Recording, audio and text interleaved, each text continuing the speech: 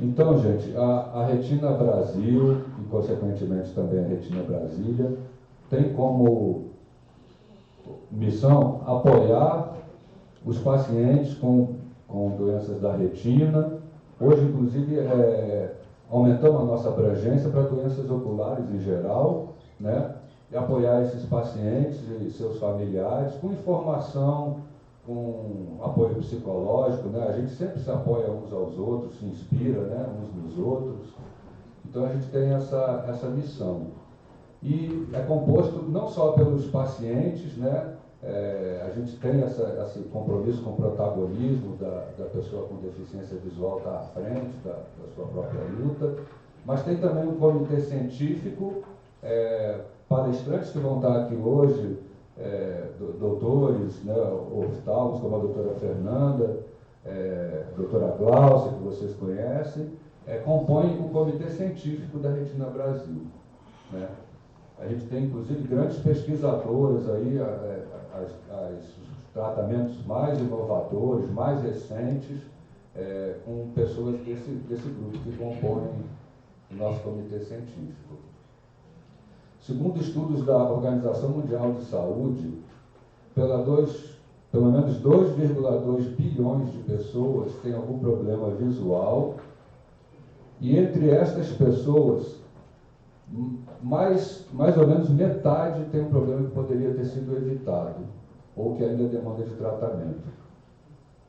Só no Brasil são cerca de 160 mil pessoas com cegueira, segundo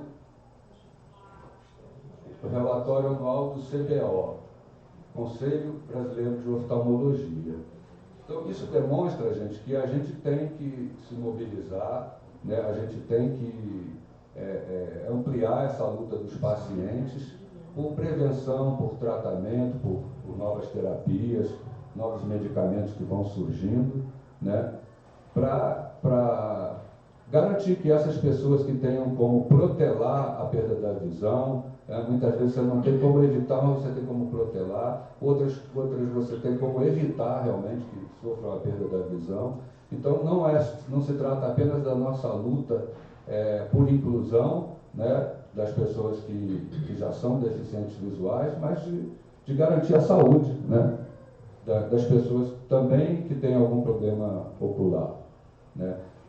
A Retina Brasília, desde o nascimento, ela já nasceu parceira da BDV, justamente porque é uma luta que a gente segue paralela, né? A luta pela saúde é uma das nossas lutas na nossa jornada por direitos humanos, né? E a BDV é uma das parceiras, inclusive, eu esqueci de citar aqui, essa programação em Braille aí foi produzida, inclusive, pela BDV. Eu queria chamar para compor a mesa agora nessa fase inicial a Ângela Souza, que é presidente da Retina Brasil, e ela vai falar um pouco mais sobre essa nossa missão, essa nossa luta, tanto da Retina Brasil quanto dos seus grupos regionais.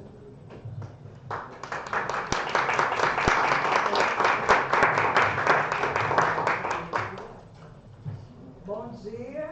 Bom dia. Graças e flor do dia, né? Estou falando aqui no microfone para que vocês possam me localizar, tá? Eu sou Ângela Souza, estou presidente da Retina Brasil desde 2021, se não me engano. A Retina Brasil é uma associação de pessoas com doenças raras hereditárias da retina e também outras patologias que já são tratáveis, né? Como a DMRI, que é a degeneração macular relacionada à idade, retinopatia diabética. Também acolhemos agora a DOT, né, que é a doença ocular da tireoide, que a ANGE está patrocinando este evento. E a Retina Brasil, ela já existe desde 2012, tá? Eu também represento o grupo regional Retina Ceará, sou de Fortaleza, Ceará. Vou fazer aqui a minha descrição para que vocês tenham uma ciência um pouco melhor da minha pessoa fisicamente. Eu sou uma mulher branca, estou usando uma pantalona preta, uma blusa na tonalidade rosa com as florezinhas marrom e rosa, mas em destaque, um lenço na mesma tonalidade sobre a minha cabeça, amarrado, com as pontas caindo sobre meus ombros. E usando também um batom rosa e uma argola dourada com strass. Bom, a Retina Brasil, nesses 21 anos, 22 anos, 21 anos, né, de existência, ela iniciou com 3 grupos regionais. Ela já nasceu internacional. Né? Como? A Retina Brasil ela não existia até 2012. Existiu o grupo regional Retina Rio, que foi o primeiro grupo regional a ser fundado. Depois, Retina Ceará encostado, Retina São Paulo e Retina Minas. Tá? E havia um grande desejo, né, por nós sermos afiliados à Retina Internacional, que hoje é na Irlanda. Acho que é na Irlanda, né, doutora Fernanda? Na Irlanda. A nossa vice-presidente, a professora Maria Antonieta Leopold, né, que é uma pesquisadora, uma cientista política, ela tinha muita vontade, junto com a Maria Júlia, então presidente da Retina Brasil, que é uma pessoa com retinose pigmentar. Eu não tenho patologia, né, de doença hereditária. Cheguei a essa luta por conta do meu filho, o Alan, né, tem retinose pigmentar. Aprendi muito, estou aprendendo bastante na Retina Brasil, que é a minha área da educação, no ensino superior, na Universidade Federal do Ceará, há quase 40 anos, agora em dezembro eu completo. Então, quando foi pensando em trazer o Congresso da Retina Internacional para o Brasil, havia necessidade de existir uma associação nacional. Então, as meninas, na época, se juntaram, juntamente também com o seu comitê científico, que aqui nós temos a doutora Fernanda Porto, que faz parte do comitê científico, a doutora Juliana Salum, a doutora Rosane Rezende, né? A Fernanda de Minas Gerais, a Juliana Salum de São Paulo e a Rosane do Rio de Janeiro. Tá? E aí veio o Congresso. Tá? Na pandemia, nós saímos de 5 grupos, né, que depois, em 2017, foi fundado o Retina Campus, né, do Rio de Janeiro, Campus de Goitacazes. E na pandemia nós saímos de 5 grupos para 14 grupos regionais. Também fundamos a Retina Iberamérica, fazemos parte também dessa diretoria, onde nesse grupo, nessa associação Retina Iberamérica, estão os países latino-americanos, né? Da América do Sul e também da América Central, como por exemplo México, Chile, Colômbia, Uruguai, certo? Espanha e outros. Tudo isso, gente, para poder lutar pelos direitos das pessoas com doenças raras hereditárias da retina. Por ser uma instituição séria, comprometida com as ações, nós trabalhamos muito pelo advocacy, chegamos ao Congresso Nacional, estamos sempre presentes na Frente Parlamentar Mista de Prevenção e Luta contra a Cegueira, tá? Da Câmara dos Deputados, também na Frente Parlamentar de Doenças Raras, levando a pauta das doenças hereditárias da retina. Estamos, juntamente aqui, o César como titular e estou como suplente no CONAD, no Conselho Nacional dos Direitos da Pessoa com Deficiência. Este ano nós iremos participar da 5ª Conferência Nacional dos Direitos da Pessoa com Deficiência aqui em Brasília. Vocês devem... Será que aqui tem algum delegado, né? Aqui do distrito que vai participar? Espero que sim, né? A nossa colega que daqui a pouco vai participar, a Laura, né? Que é da Febra Raras, ela irá a Marvi Raras, né? Que é aqui do distrito. Ela está conosco também no CONAD e também no Conselho Nacional de Saúde, né? Tá não, ainda, né? Ainda. Mas a Retina Brasil está também no Conselho Nacional de Saúde, né? Atuando, lutando para que a saúde ocular entre no plano nacional. E a Retina também está no Febra Raras. Oi? E a Retina também está na Febra Raras. E a Retina Brasil está também na Febra Raras. Então, é importante que as associações a nível nacional estejam juntos, em parceria, lutando, porque uma fortalece a outra. É por isso que o Retina Brasil está em parceria com não decorei o nome, ABDV, não é mesmo? E se nós não juntarmos forças, né, nós não vamos avançar. Por exemplo, a saúde ocular, né, nós sabemos nós vamos debater um pouco melhor sobre isso, tá? Mas no segundo bloco. Mas a Retina Brasil é isso, certo? Nós não temos sede física, certo? Nós contamos com esse comitê científico que eu falei. Hoje nós temos conselheiros a nível nacional, municipal, estadual. Muitos dos nossos representantes em outros grupos regionais estão participando também desses conselhos a nível local, porque isso é importante, se aproximando da Secretaria da Saúde, se aproximando da Secretaria atualmente dos Direitos Humanos, se aproximando da Secretaria de Educação, porque é importante a gente pensar, né, na pessoa com algum diagnóstico que cause alguma deficiência de maneira ampla. Afinal de contas, quando um tratamento não chega, a vida continua, não é mesmo? E nós precisamos crescer. Foi isso que eu fiz com meu filho, tá? Hoje o Alan tem 33 anos, já há 10 anos ele é servidor público da Universidade Federal do Ceará. Porque assim que ele terminou o ensino médio, eu disse, você vai fazer logo a faculdade. Estava contando aqui para a Fernanda, né, doutor? Alan, o que você quer fazer? É isso que nós temos que incentivar os nossos filhos. E você, nunca é tarde para você buscar se capacitar a estudar, tá? É importante que vocês façam isso. Então, quando ele terminou o ensino médio, eu acho importante falar sobre isso, porque é o Nada Sobre Nós Sem Nós, né? Eu não tenho, mas vocês convivem com esse diagnóstico, com essa patologia, né? Eu disse, Alan, terminou o ensino médio, vai fazer vestibular. Foi o último ano, no ano seguinte foi o Enem. Vamos fazer o vestibular. O que você quer fazer? Ciência da computação. Até aí a visão dele estava muito boa. Hoje ele já usa uma bengala, certo? E ele fez. Quando foi no meio, no finalzinho, no último ano, a visão dele já ficou mais comprometida do curso, né? Quando ele terminou a faculdade, eu disse, vamos fazer um concurso. O primeiro concurso que aparecer, você vai fazer. Isso eu e meu esposo. E ele apareceu o edital da universidade. E ele fez e ele passou. Quando ele já está há 10 anos lá. E depois eu disse, Alan, tem plano de carreira, vamos crescer. Aumentar o salário, crescer no conhecimento e também na parte econômica. Vamos fazer um mestrado. Aí na área de tecnologia, no curso de Sistemas e Mídias e Tecnologia Educacional. Hoje, agora em setembro, a universidade está em greve, então vai atrasar um pouco. Mas era para ele concluir agora em agosto. Então, essa mensagem que eu quero trazer para vocês, incentive o seu filho, você mesmo que já é adulto. Mas as coisas são difíceis. Mas nós estamos aqui, o SESI está aqui. A BDV, a Retina Brasília, a Retina Brasil, estamos nesses setores muito importantes e nós vamos lá, não para fazer um favor, né? Quem está lá em Brasília, aqui em Brasília, no Congresso, nós é que devemos levar nossas demandas. Acompanhar, sugerir, acompanhar e lutar para que aquilo dali realmente aconteça na prática, tá?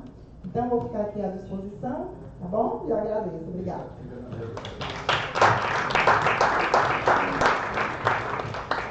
Pessoal, acabou que eu nem fiz minha audiodescrição, mas para os meus colegas aqui, acho que isso não faz falta, né? Ia ser só uma repetição, né? Mas eu sou um homem branco, de 60 anos, cabelos grisalhos, estou aqui de blazer, com meu computador à frente, e atrás de mim, gente, tem uma projeção, tem um telão onde vai ser exibido o filme da tarde, né? E com a logomarca da Retina Brasília, escrito Primeiro Encontro, Retina Brasília, 2024, e os apoiadores Amgen, CBV, Retina Brasil e a BDV, tá? Esses são os parceiros e sem os quais a gente não estaria realizando esse evento, então eu vou volta e meia estar agradecendo isso para ficar bem registrado. A gratidão da gente é uma forma, inclusive, de prestação de contas. Isso eu aprendi na minha militância. Né? A gente tem sempre que mostrar essa gratidão com os parceiros e isso que faz com que o trabalho da gente dê frutos. Então, eu queria chamar agora, primeiro eu queria o apoio aqui da Sônia. Sônia que ficou... Aqui apostas. Então tá. A Sônia tem ali algumas informações que ela vai me ajudar no protocolo, né, no segmento dos trabalhos aqui. Então eu queria anunciar agora nossos primeiros palestrantes, doutora Fernanda Porto e o doutor Fabrício.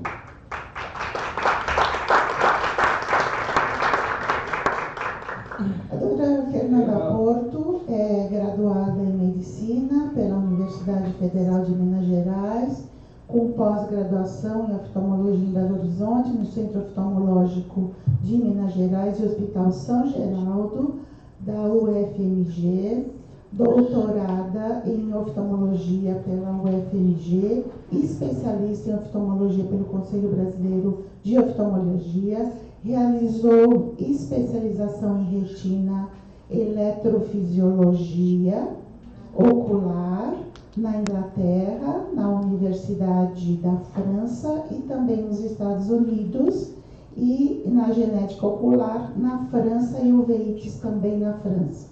Ex-presidente da Sociedade Brasileira de Uveites, é uma das lideranças no Conselho Brasileiro de Oftalmologia e é membro da Sociedade Brasileira de Retina e Vídeo, da Sociedade Brasileira de Uveites, é editora e revisora de publicações científicas em renomadas revistas oftalmológicas e atualmente é investigadora principal de estudos clínicos multicêntricos internacionais em oftalmologista da IRILRET, Clínica de Centro de Pesquisa.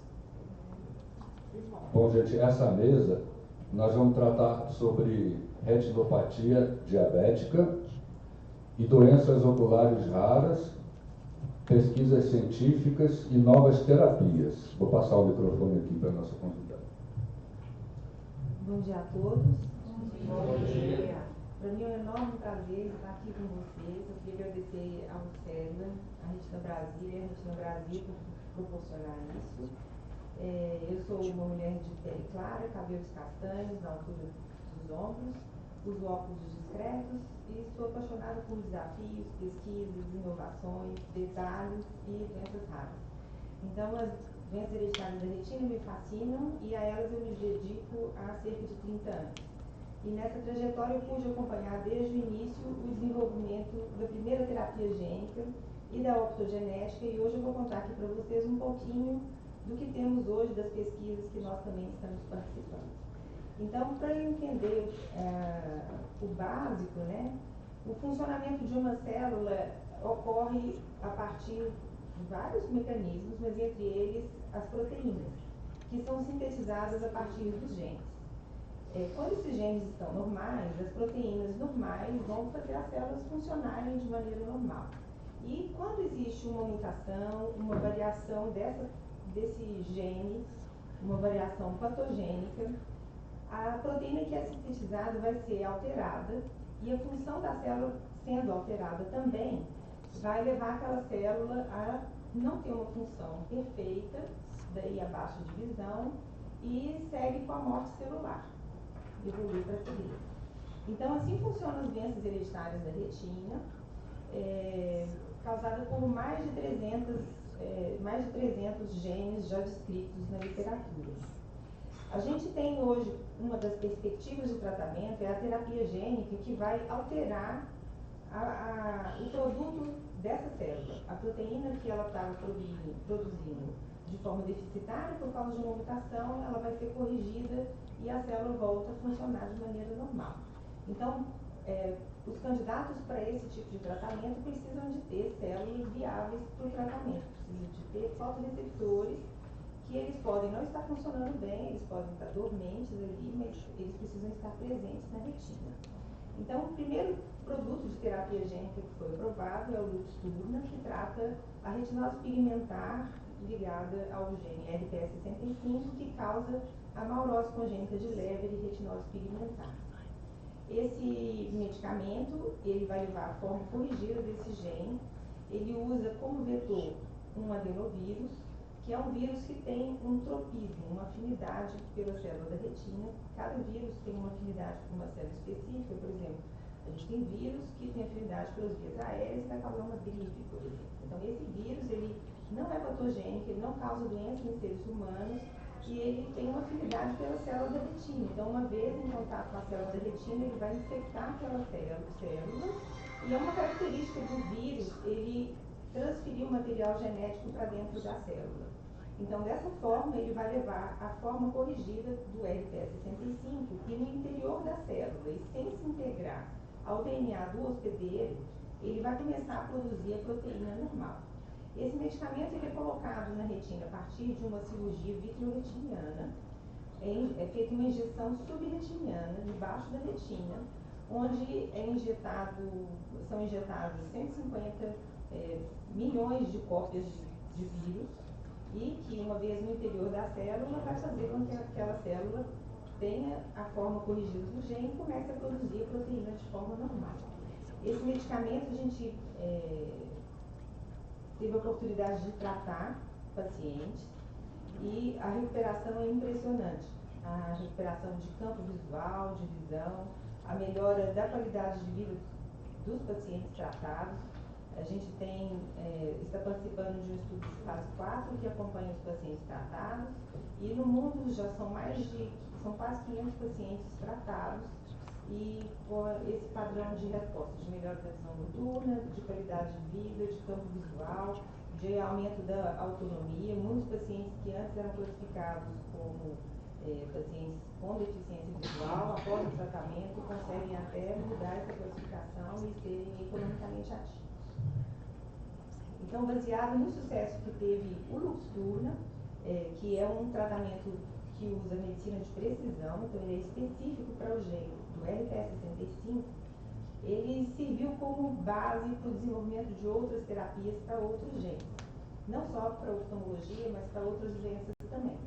O olho, especificamente, ele é muito propício ao tratamento da terapia gênica e das pesquisas, porque pelos exames que a gente tem na rotina da clínica, a gente consegue observar o fundo de olho, acompanhar bem os tratamentos que são feitos, e favorece isso ao desenvolvimento de terapias genéticas para as doenças hereditárias da retina. Além disso, as doenças hereditárias da retina geralmente são causadas por um único gene, o que facilita também a terapia gênica. E o adenovírus já se mostrou eficaz em transfectar a célula da retina com o Luxturna. Então, ele está sendo usado para o desenvolvimento de terapias para outros genes também. Ele tem algumas, apesar de tantas vantagens, né, ele tem algumas limitações, principalmente o tamanho dele. Para caber num adenovírus, o gene precisa de ser menor do que 4,8 kilobytes. Então, as pesquisas que estão avançando mais rápido, eles usam o mesmo mecanismo de desenvolvimento de medicação do Luxturna em genes que são pequenos.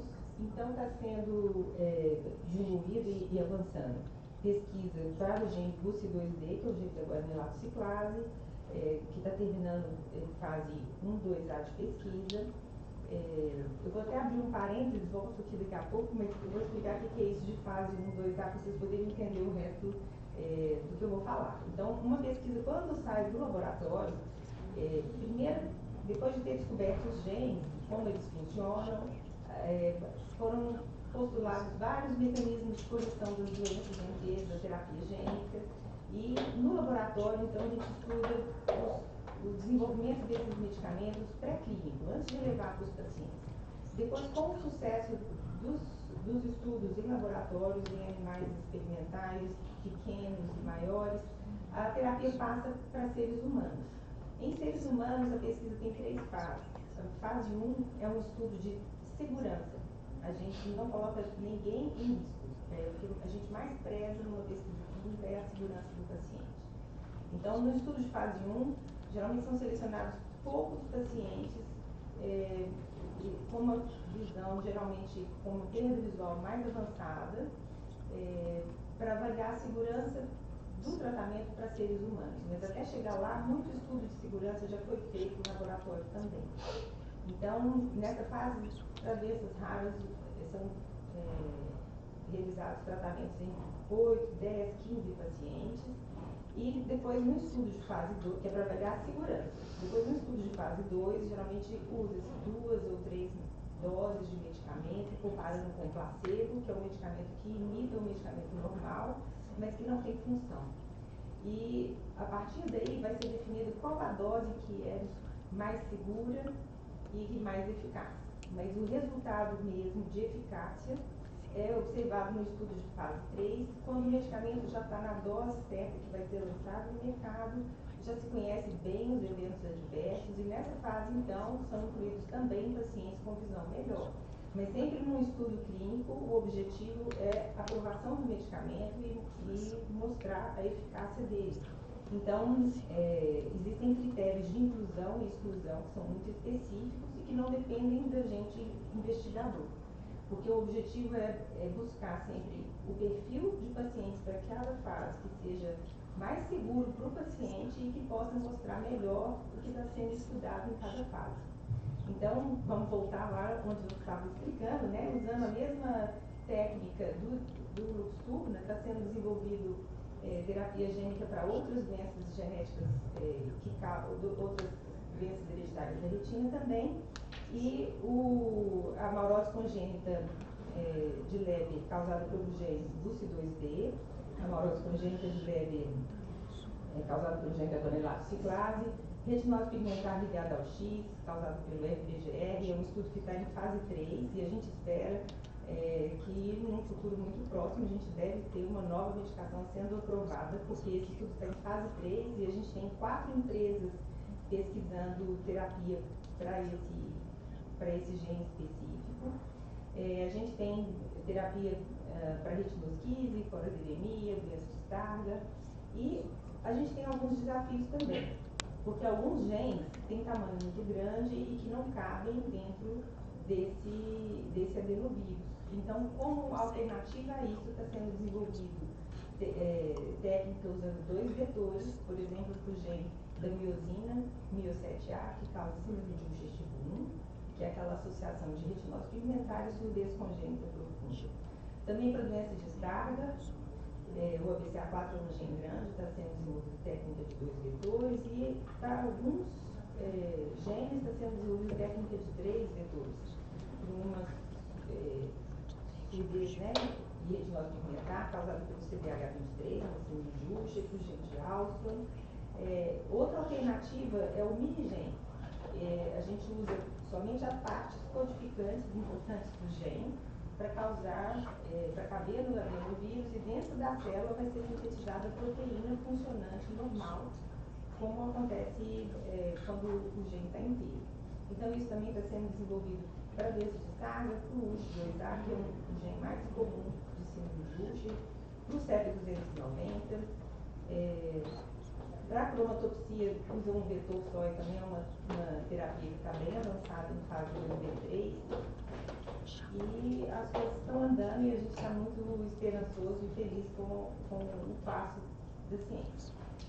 Outro tipo de terapia para corrigir o produto gênico da célula é a terapia de RNA. Então, eu falei que quando o gene é sintetizado, primeiro copia por RNA e depois vem a proteína. Então, nessa fase, antes de formar a proteína, tem medicamentos que vão lá e consertam a proteína para ela sair normal no final. A gente participou de um estudo que usou o cefofarceno para tratar a amaurose congênita de Leber causada pelo CEP290, com resultados fantásticos. Esse estudo vai seguir agora, incluindo novos pacientes. Então, a gente está recebendo pacientes que têm interesse nesse tipo de terapia. Também para o USH2A, o Terbusen é uma medicação muito promissora que usa essa técnica de terapia de RNA. A gente tem pesquisa também com terapia de RNA para doença de Stargardt, que mistura um pouco a terapia com adenovírus com essa edição genética para dar um resultado mais duradouro e uso apenas uma vez de tratamento. Além disso, a gente tem CRISPR, que edita a célula, o DNA da célula. O mecanismo vem do estudo da bactéria, dos vírus, que ao infectar uma célula, ao receber uma infecção de um agente invasor, para se defender, ele corta o DNA do invasor e expele isso. Então, a gente usa como se fossem tesouras genéticas, né, que a bactéria e os vírus usam para poder fazer a edição do DNA e corrigir o DNA da célula.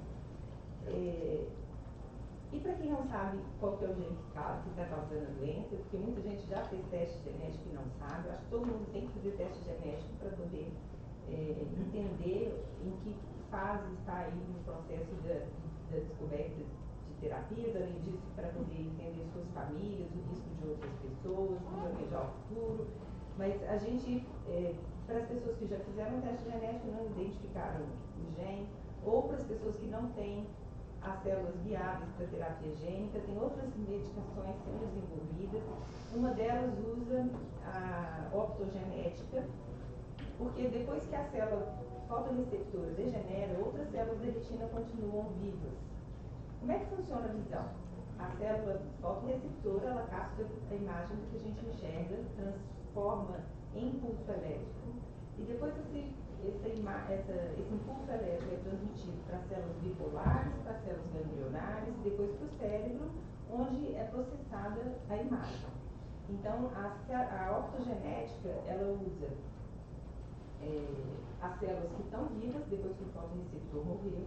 Então, ela vai fazer a célula bipolar ou a célula ganglionar funcionar como célula fotorreceptora, usando também uma terapia gênica com adenovírus, como a gente descreveu para o Luxturna, mas levando, ao invés de ser o gene que está defeituoso na pessoa, ela vai levar um gene que codifica uma proteína que é fotossensível, como das algas que emitem luz. Então, a alga que emite luz é um organismo muito primitivo, de uma célula só, e que, ao ser estimulada pela luz, ela manda luz também. Então, copiando o mecanismo que acontece na alga, foi desenvolvida a optogenética para aproveitar essas conexões que sobram aí na retina depois que os fotorreceptores se foram. Essas pesquisas também estão avançando muito, com várias empresas, 5 empresas estudando optogenética. Algumas transfectam as células ganglionares, outras as células bipolares, algumas mais avançadas indo para a fase 2B3, algumas fazendo injeção intravítrea para levar medicação, outras injeção subretiniana, mas com resultados promissores para esse grupo de pacientes que não tem mais fotorreceptores. Existem, eu não sei como é que eu estou com o tempo, mas existem outras terapias gene-agnósticas, que a gente chama, que não dependem da identificação do gene, que também buscam ou poupar a célula, como as terapias da Sterling Vision, que fazem um efeito fotoprotetor, neuroprotetor, antes da célula morrer. Ela entrega um fator que é trófico para os cones, derivado dos bastonetes, para os pacientes que ainda têm os cones viáveis. E para os pacientes que perderam os cones, eles tentam resgatar a função dos cones que estão dormindo ali. Por fim, eu queria falar dos medicamentos que estão sendo desenvolvidos. A gente não vai poder entrar muito nisso, mas tem medicamentos antioxidantes que estão sendo desenvolvidos, medicamentos que interferem no ciclo visual e que são esperança para os pacientes com doença de Stargardt, medicamentos que interferem nos fatores de complemento e que são também esperança para os pacientes com doenças hereditárias maculares e relacionadas à idade. E, por fim, eu queria falar dos estudos de história natural que estão sendo conduzidos e que vão trazer informações para o desenvolvimento dessas medicações.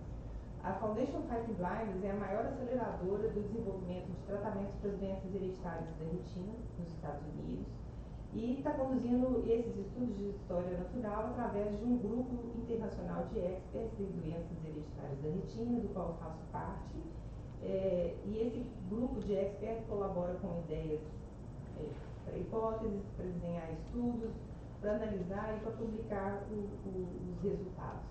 O objetivo do estudo de história natural é coletar o máximo de informação possível dos pacientes afetados pelas doenças hereditárias da retina, que são raras e é muito difícil a gente juntar um número expressivo de pacientes com aquele gene específico, com aquela mutação específica.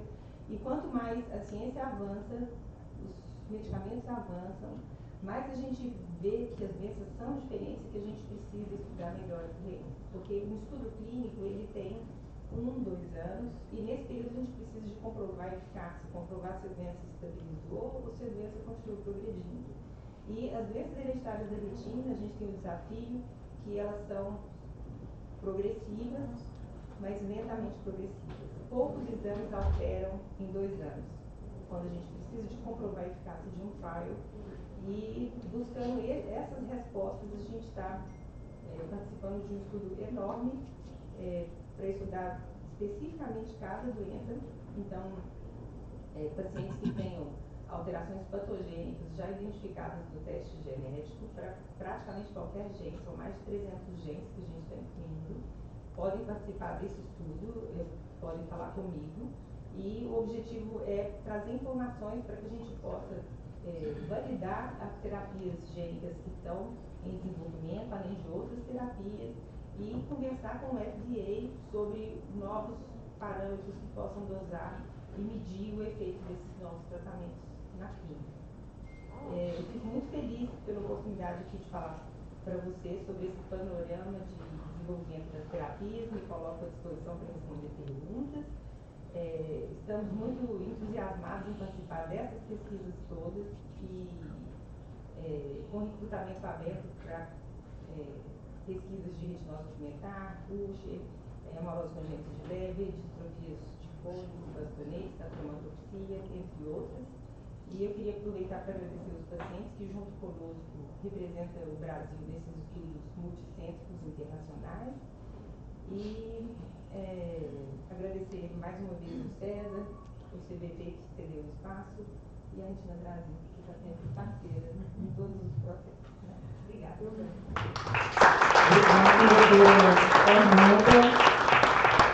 Tem um rapaz aqui, todo charmoso, levantou a mão para falar, fazer alguma pergunta. César, vou passar para ti o microfone. Você logo, porque ainda tem um outro médico. Como é que nós vamos Podia fazer a pergunta agora, que a gente está tentando resolver ou já resolveu? Então, nós estamos tentando resolver um problema da apresentação do Dr. Fabrício, né, que não estava num formato compatível, a gente está convertendo para poder exibir a apresentação dele. Okay. E passa o microfone lá para o daqui, eu não enxergo. Bom dia, doutora, bom dia a todos. Esses medicamentos, eles... Meu nome. Medicamentos... Seu nome. Meu nome é Marco Antônio, né? Eu estudo no CDV e faço faculdade de Tecnologia da Informação e sou engenheiro civil inabilitado, né? E gostaria de saber qual que é a eficácia desses medicamentos e o prazo, se é de curta, médio prazo, de curta, longo prazo, né? Desenvolvimento desses medicamentos. E se a eficácia para a reestruturação dos nervos ópticos. Qual que é a sua doença específica? De glaucoma, e atualmente eu fiz um exame quarta-feira e tinha um deslocamento de retina e hemorragia, né? E também como é que se fala? A retinopatia e a catarata, né? Que desenvolveu precocemente. Faz 4 anos que eu sou deficiente visual, né? E é isso aí. Eu gostaria de saber qual que é a eficácia e se tem um prazo para esses medicamentos estarem no mercado. Como eu expliquei, o desenvolvimento de medicamentos é um desafio.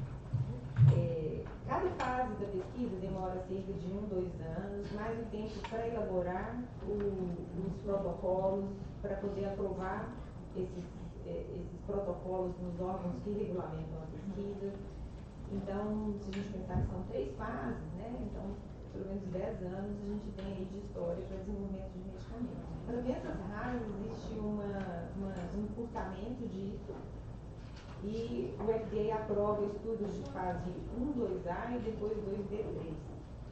E quando um medicamento ele mostra resultados tão significativos na fase 1, que já se pode avaliar também a eficácia, às vezes ele é aprovado antes. Então, um exemplo é um medicamento desenvolvido na França.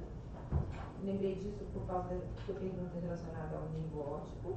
Ele foi desenvolvido para tratar neuropatia óptica hereditária de Leber, usa também a terapia gênica, e ele teve um estudo de fase 1-2A na França que mostrou resultados tão significativos que ele foi aprovado na França para tratamento.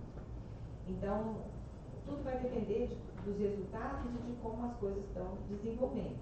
E a terapia gênica, ela é gene específica, né? É uma medicina de precisão e depende da causa específica. Existem outros tratamentos que não dependem dessa especificidade e que podem tratar pacientes com perdas visuais por outras causas também.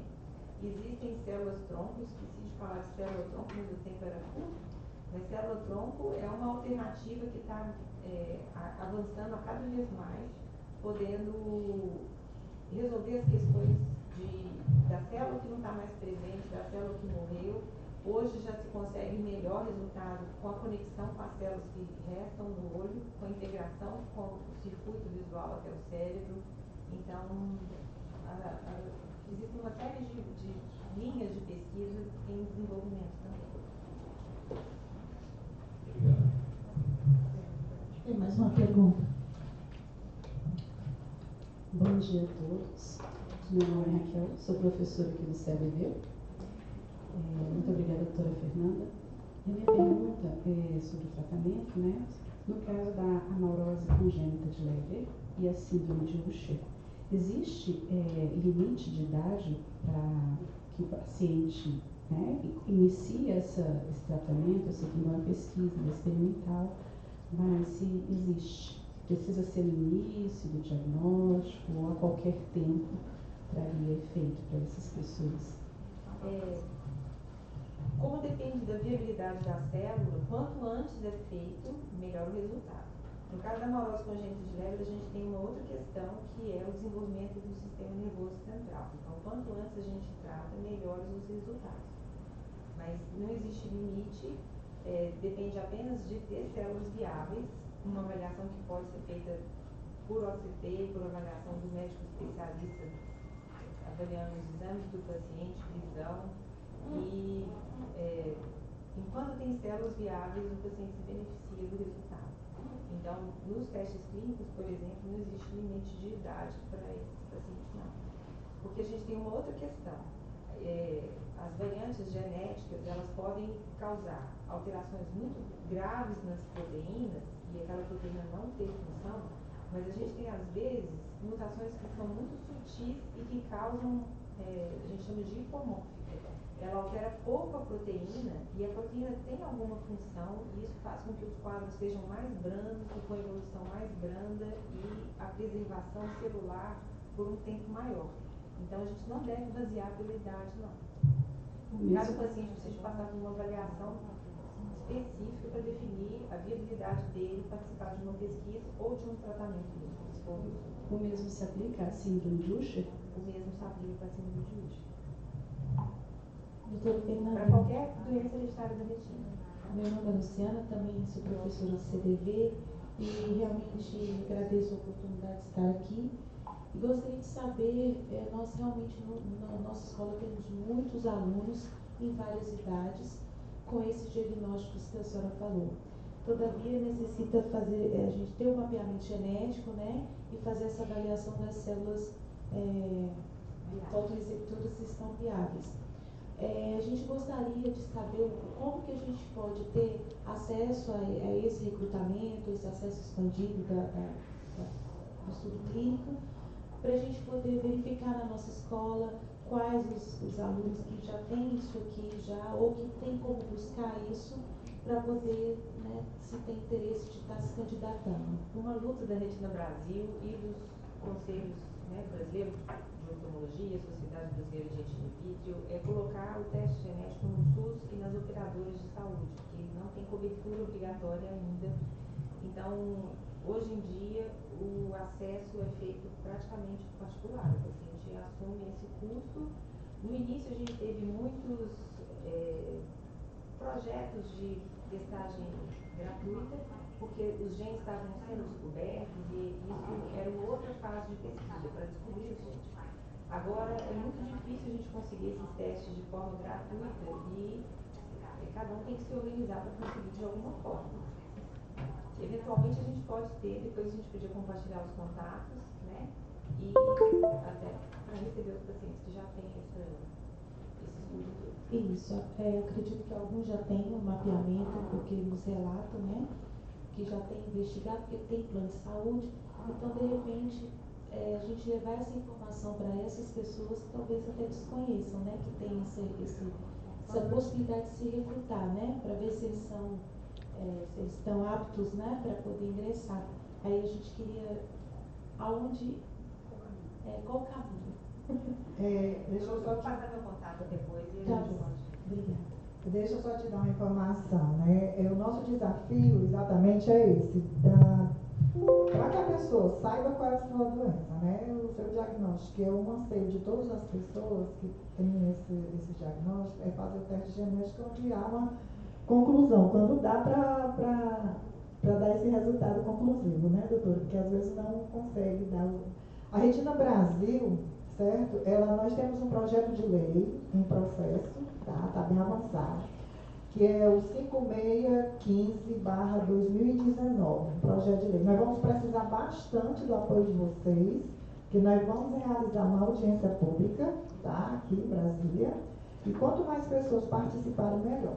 Então, esse projeto de lei para o teste genético garante o que aos pacientes com retinopatia, né, qualquer uma dessas doenças hereditárias, a realização, né, através do SUS. Esse é o objetivo, levar o teste genético para a doença hereditária da retina para o Sistema Único de Saúde. Então, já foi aprovado o requerimento agora em dezembro, no dia 4 de dezembro, para a realização da audiência pública. E nós estamos correndo atrás de agendar essa audiência, tá? Então, quando nós estivermos com agendamento, iremos informar todos vocês e queremos ter a participação para dar esse apoio, fortalecer a nossa luta. Gente, aqui no cadastramento tem ali impresso o QR Code do grupo do WhatsApp da Retina Brasília, né? Eu sugiro que as pessoas que têm interesse nesses temas entrem no grupo. É um grupo que a gente conversa pouco, porque a gente conversa exatamente sobre esses temas exclusivos de interesse dessa nossa luta. Não tem bate-papo, não se desvia o foco, tá? O que acontece? Prioridade para a Retina Brasil a questão do diagnóstico, né? Isso é básico. A primeira coisa que você precisa para um tratamento é saber o que você tem, né? Então, assim, é uma das principais lutas da Retina Brasil. A gente conseguiu no passado alguns testes genéticos gratuitos, né? E estamos lutando para que isso se torne uma política pública, uma obrigação do Estado, né? Que todo mundo tem que ter direito ao seu diagnóstico. Como é que você vai se tratar, ou se precaver, ou preservar a tua visão sem o diagnóstico? Ou planejar sua família, né? Tudo passa por aí. Isso é básico, né? Assim, se eu quero ir a algum lugar, a primeira coisa que eu preciso é saber aonde eu estou agora, para poder traçar o caminho, né? O diagnóstico é exatamente isso. Só para ressaltar, né, que a doutora Fernanda falou, que é exatamente, porque quando a gente fala de teste genético, a gente foca muito só no resultado do diagnóstico. É maravilhoso, todo mundo quer saber, né? Porque você tem será que tem esse medicamento, né? Será que tem esse tipo de tratamento? Mas principalmente para a questão do planejamento familiar, o aconselhamento familiar. Porque as pessoas querem casar, né? Querem construir famílias. E a primeira coisa que chega muito para mim, meu filho vai ter? Certo? Muitos desejam ter, mesmo correndo risco, porque é uma loteria também, né, de certa forma. Fala aí, doutor. Outra questão importante é quando a gente pega uma criança e faz um diagnóstico de uma distrofia de retina, a às vezes demora anos, às vezes uma vida inteira, para saber que aquilo faz parte de uma síndrome e que só com 20, 30 anos é que vai desenvolver outros sintomas. O teste genético ajuda nisso e muitas vezes as manifestações associadas são tratáveis. A gente tem síndromes que causam cardiopatia hipertrófica, que causam diabetes precoce, que estão associadas à surdez, e a surdez é outra coisa de diagnóstico muito difícil na infância. Então a gente antecipa a abordagem de alterações tão graves como essas aí que eu estou falando, a gente pode fazer uma lista disso. Além disso, avaliar outros familiares que podem ter risco de serem acometidos ou de terem filhos com a mesma doença e orientar melhor essas pessoas. As alterações genéticas, como eu expliquei, elas podem ter gravidades diferentes, então ajuda também a avaliar a evolução do risco de progressão dessas doenças. Então, o teste genético hoje, no manejo do paciente com doença hereditária genética, eu vou informar para as pessoas também entenderem o que está acontecendo. Né? A gente está com um pequeno atraso aqui, por causa da apresentação do Dr. Fabrício, foi produzida num computador da Apple, e aí o arquivo não está compatível, ele está tentando converter ali para poder.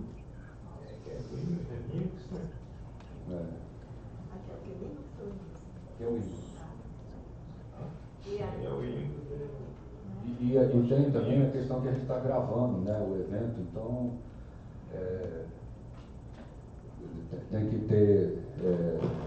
tem que usar o computador daqui do espaço, daqui do auditório, para poder fazer a gravação. Não dá para trocar um computador pelo outro simplesmente, senão a gente perderia a gravação.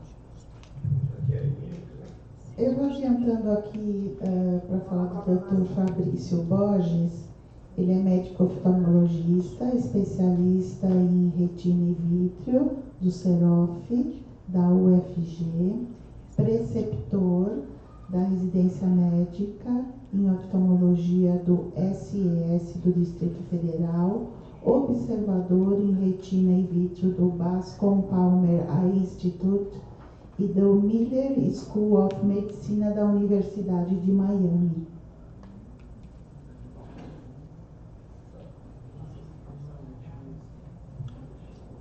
Dr. Fabrício, venha para a mesa.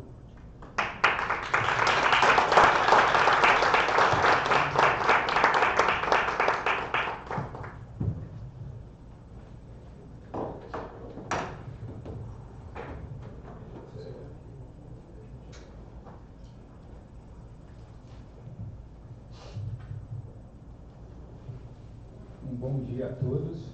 Bom dia.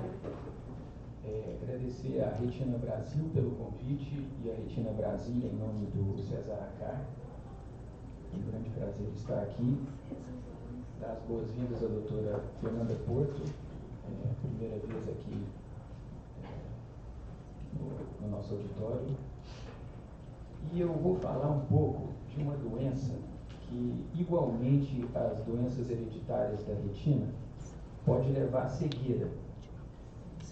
Mas, diferentemente dela, é uma doença que pode ser prevenida e que é bem mais prevalente em toda a população.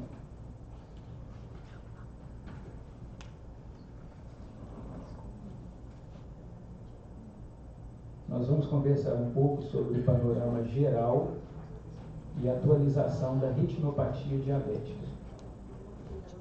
Eu não tenho interesse financeiro e nem comercial nessa apresentação. E a retinopatia diabética, ela é uma complicação microvascular dos pacientes que têm diabetes tipo 1 e diabetes tipo 2. A prevalência global da retinopatia diabética está aproximadamente em 35% dos pacientes que têm a doença de diabetes mellitus.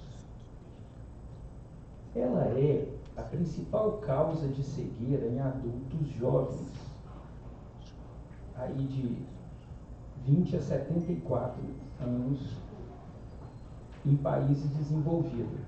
Ou seja, é uma doença que acomete a população economicamente ativa, que produz, né, na sua fase de vida.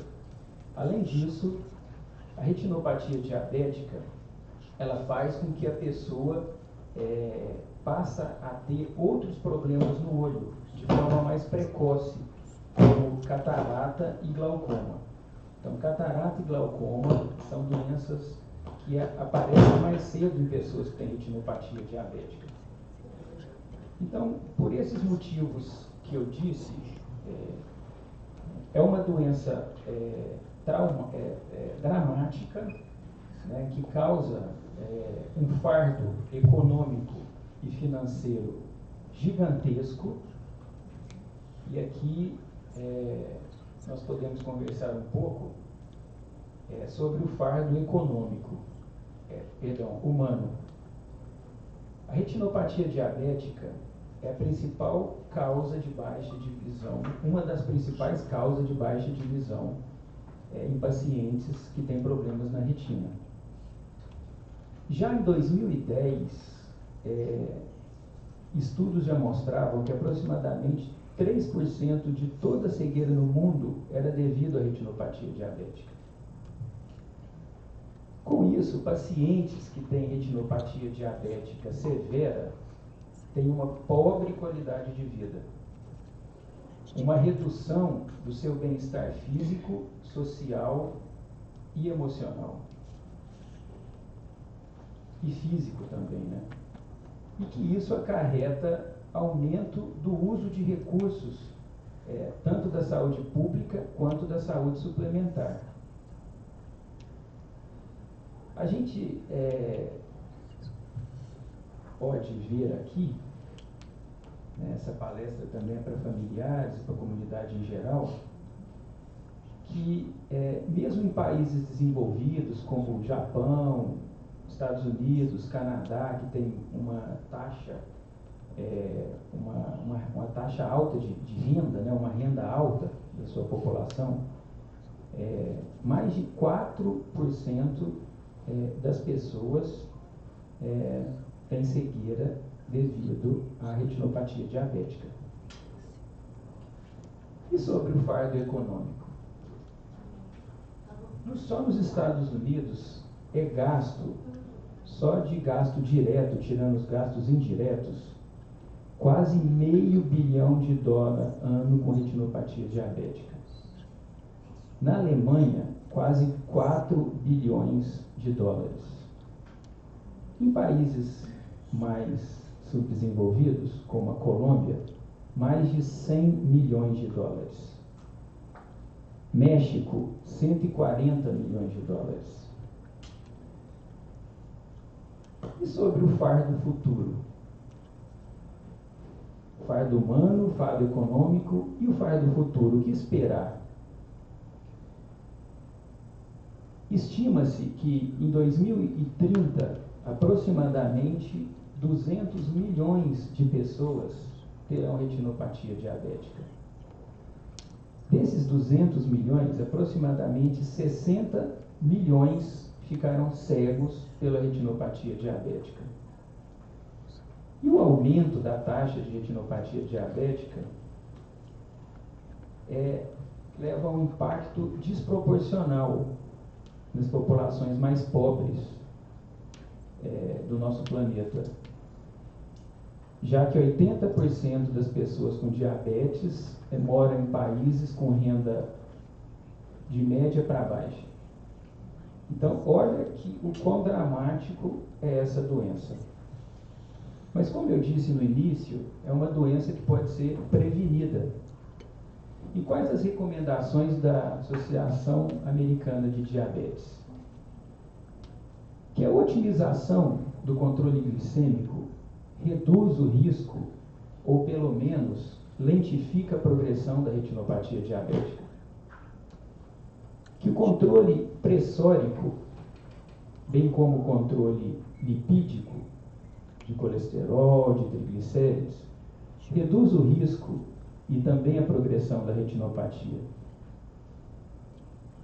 Que mulheres grávidas com diabetes pré-existentes tem aumento do risco de retinopatia.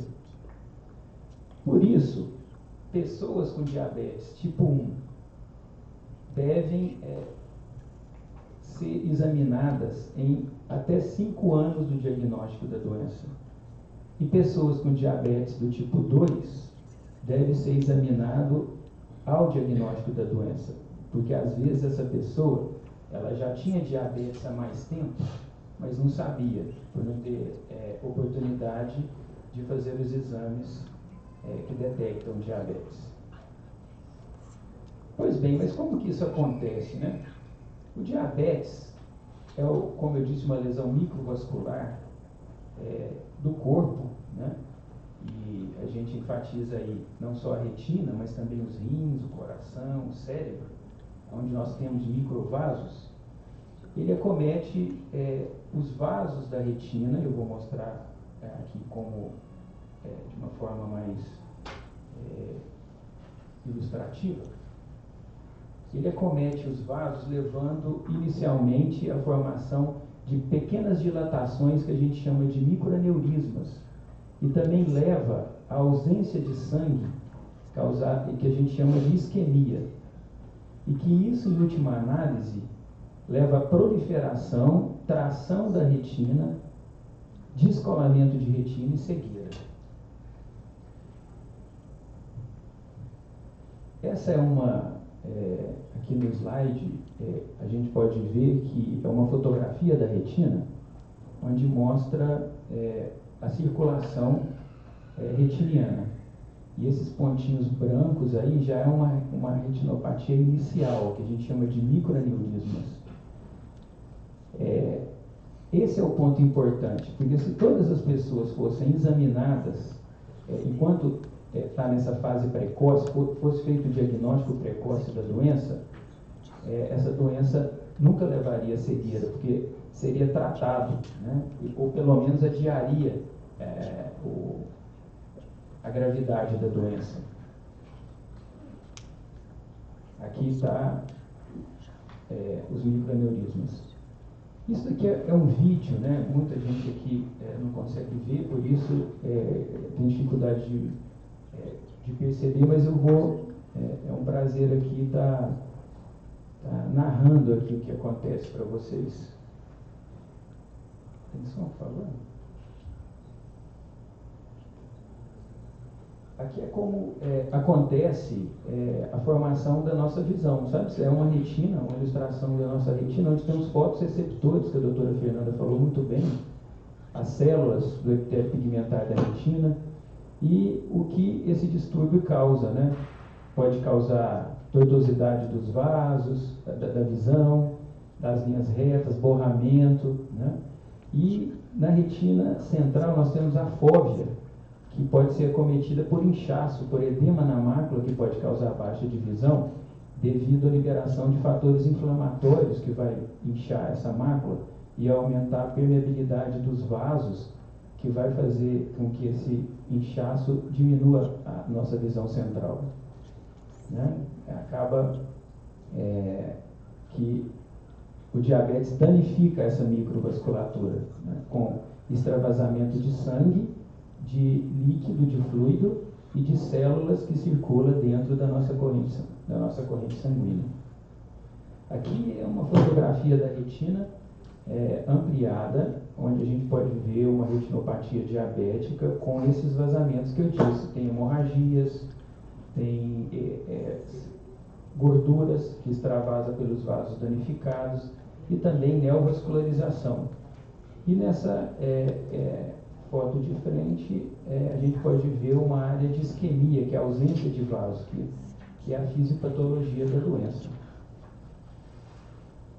Mas a parte boa de se falar é que tem tratamento, né? Tem tratamento, e a gente pode começar com tratamento com laser, como nós podemos ver esse paciente que foi panfotocoagulado. A gente faz laser na retina periférica para poder evitar que ocorra um descolamento de retina e o paciente evolua para fases mais graves da doença. Mas qual que é a base do tratamento da retinopatia diabética? Primeiro, o controle sistêmico. A hemoglobina glicada, que é um teste que é feito, que verifica a glicemia nos últimos 3 meses do paciente diabético, ela deve estar abaixo de 7. O controle da hipertensão deve ser rígido, da hipertensão arterial, bem como o controle do colesterol e dos triglicérides, e também a pessoa deve abster-se de fumar. Qual outro tratamento que nós vamos fazer agora, oftalmológico? Nós temos meios de tratar a retinopatia diabética, tanto com laser quanto com medicações intravítreas. Medicações que vão diminuir a permeabilidade vascular e evitar que o edema progrida ou que a doença evolua para fases mais severas, como a fase proliferativa. Essas medicações são corticoides e antiangiogênicos. Nós, em 2017, o Distrito Federal, através da Secretaria de Estado da Saúde, foi pioneiro no tratamento público de antiangiogênicos e corticoide de liberação lenta para a população do Distrito Federal. Eu tive a oportunidade de participar do protocolo do tratamento farmacológico da retinopatia diabética e, desde então, a Secretaria de Saúde do Distrito Federal fornece drogas que não são off-label para tratamento da retinopatia diabética para nossa população. Aqui é um outro vídeo mostrando como que funciona o tratamento de laser.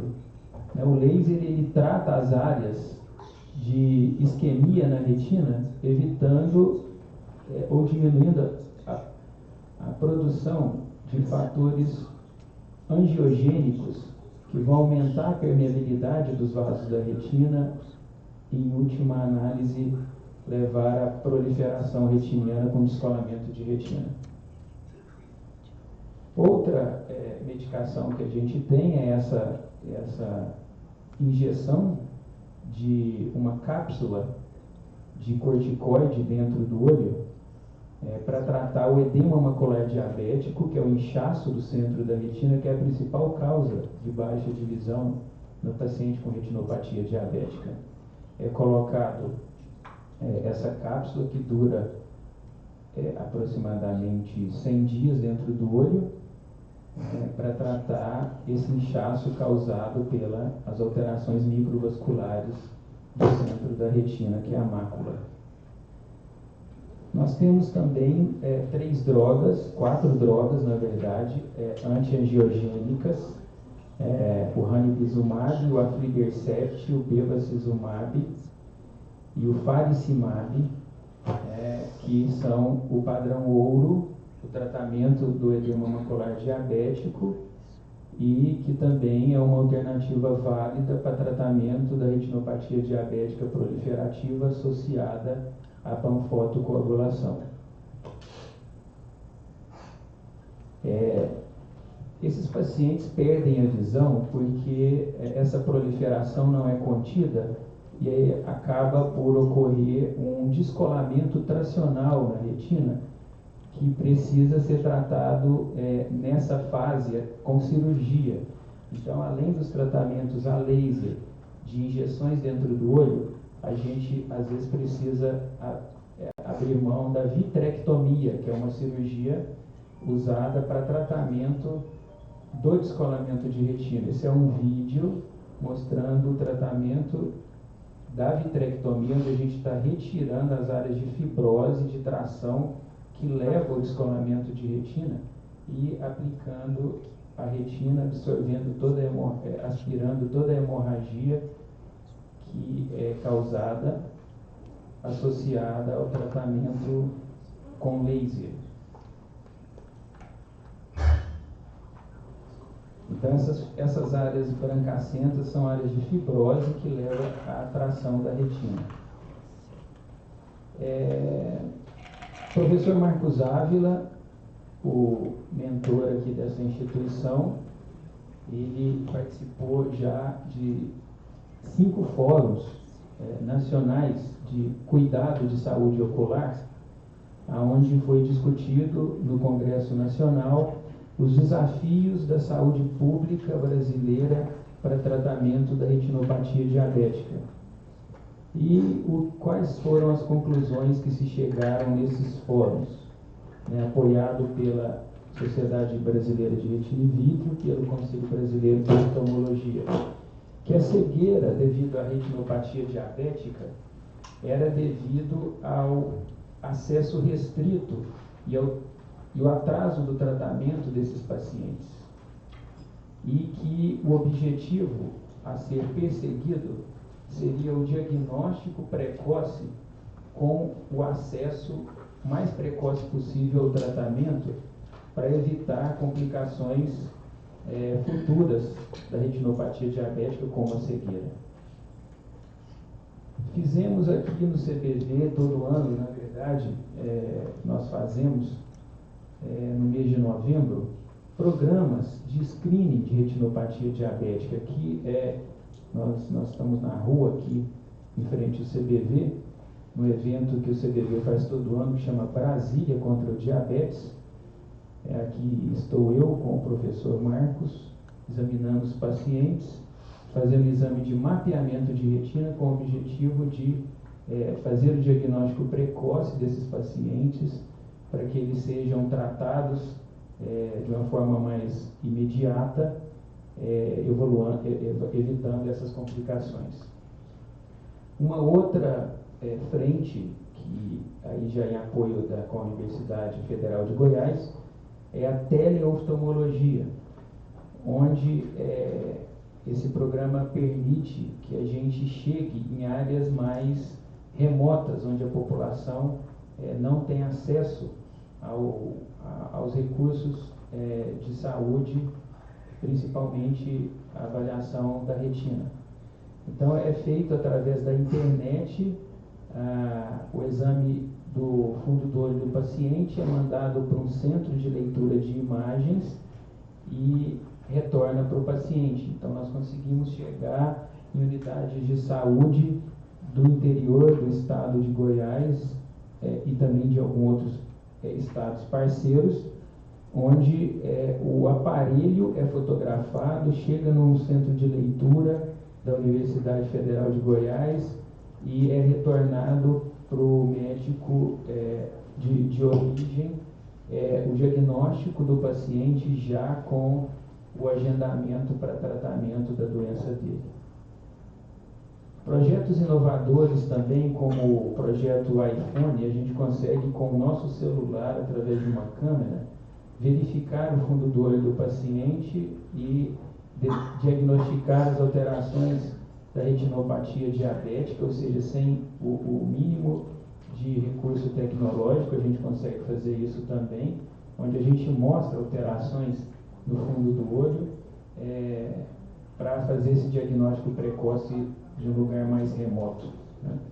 Então, esses são exemplos de baixo custo, com uma escala progressiva, uma perspectiva de uso progressivo no sistema público de saúde, né, através de dados e até de inteligência artificial, para abrangência cada vez maior do número de pessoas.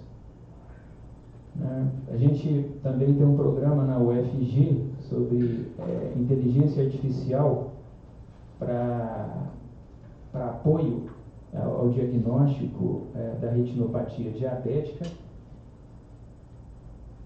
Existem mais de 12 estudos clínicos em andamento sobre retinopatia diabética com as drogas antiangiogênicas.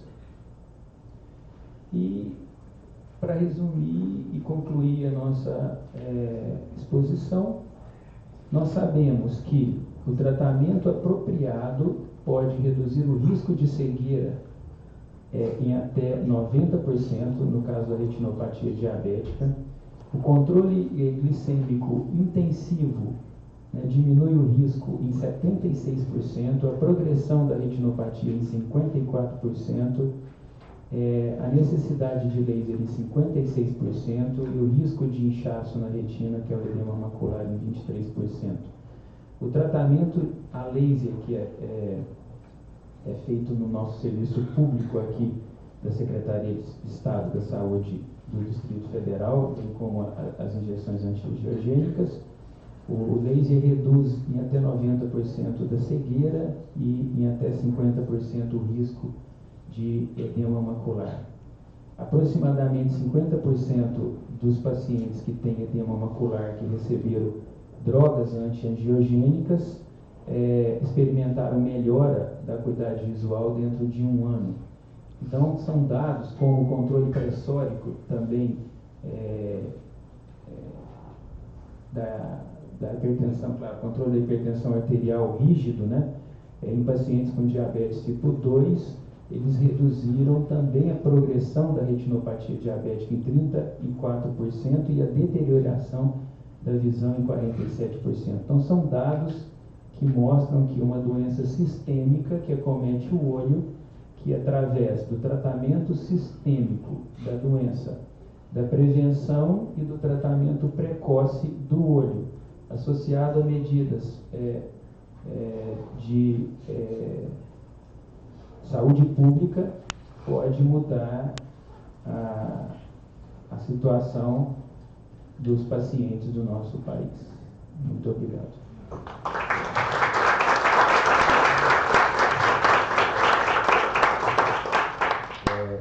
Queria fazer um comentário aqui. O doutor Fabrício deixou evidente, né, a necessidade desse encurtamento da trajetória do paciente, né? No caso da degeneração macular causada pela diabetes, né, isso é bem evidente. E é uma das bandeiras da Retina Brasil.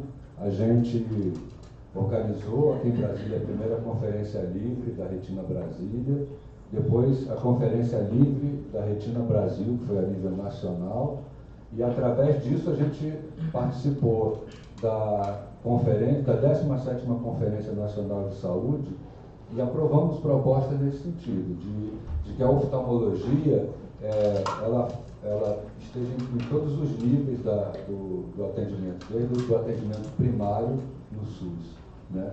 Para que não demore demais até se ter um diagnóstico e se chegar ao tratamento, né? Para que esse diagnóstico seja precoce, o tratamento seja precoce, como é o recomendado.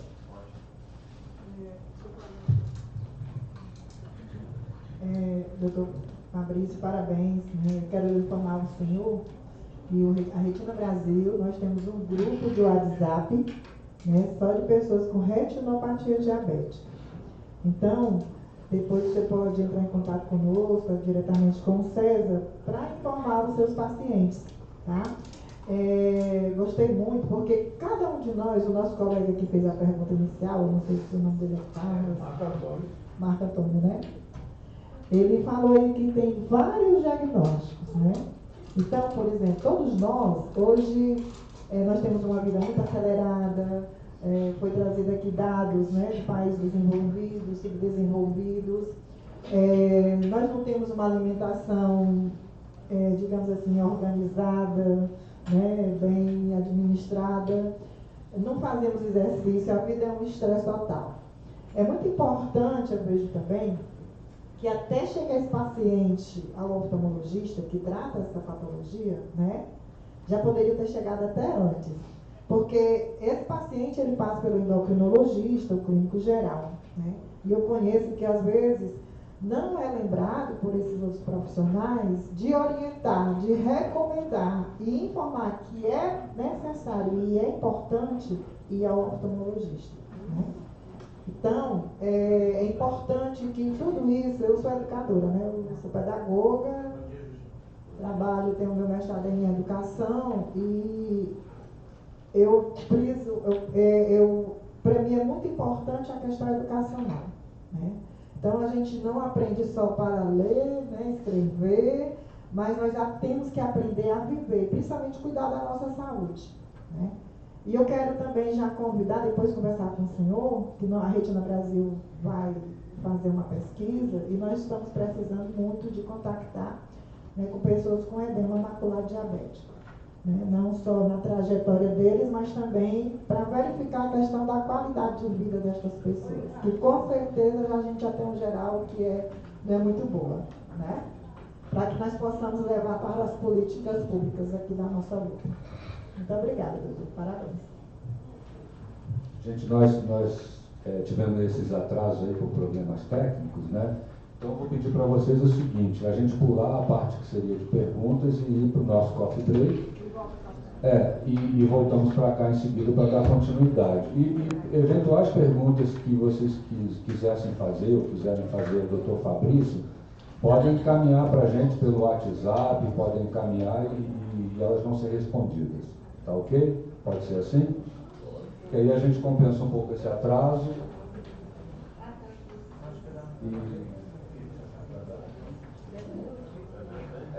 Pelo menos aí uns 10, 15 minutos de coffee break, aí a gente já compensa um pouco o atraso. Tá bom, gente? O coffee break vai ser servido aqui, logo na entrada aqui do auditório. Tá ok? Bom dia, Sérgio.